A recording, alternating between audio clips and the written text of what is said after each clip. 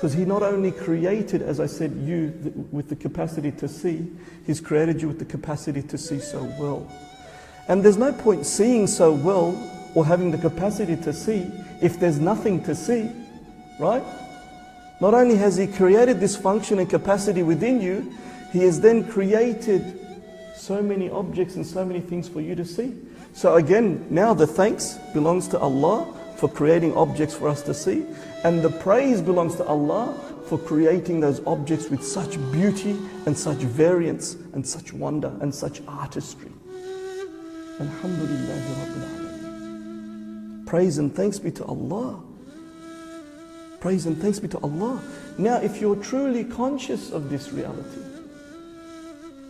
if you truly contemplate all the things that you'd be thankful for and that you should praise Allah for, and this is why you're pronouncing it, right? This is why you're professing.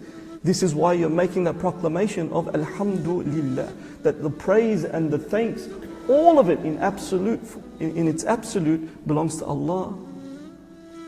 That means you're actually thinking about why all praise and all thanks is due to Allah. Or certainly once you make this statement, you should be led to think, why is it that Allah deserves all thanks and all praise? Is it just because your parents taught you that that should be the case? Or do you truly want to understand why that is the case? The first will mean that you're just doing lip service. If you're just told to do it and therefore you do it without any understanding of it whatsoever, you can program Siri to do the same, right? But if this leads you to question, why does Allah deserve all thanks? And why does He deserve all praise? And then you start to contemplate and reflect. I'm not sure if I mentioned last time, they did an analysis on colors, that there were 10 million variances in colors. That Allah created 10 million different variances in colors. And then He created 10 million variances in different lights that you can see those colors differently.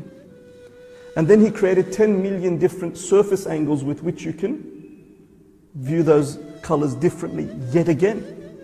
And then they discovered that each individual sees colors slightly differently than another individual. So what is that? 6 billion people times 10 million times 10 million times 10 million. 3 decillion variances of colors. That's 33 zeros behind it. That's just color.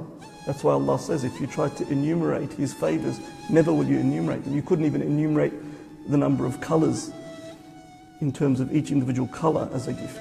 Forget everything else. So now think about it. When you now say Alhamdulillah, the true servant of Allah, the one that truly reflects and tries to understand what is it that I am trying to be transformed into as a result of these verses, you cannot help but associate those words with a stirring in your heart. That when you say Alhamdulillah Rabbil Alameen, that it's not something that you say. Naturally there should be something happening within, a stirring within your heart. And hence that should build that love, that awe, that reverence within your heart should start to come alive, and it should affect you.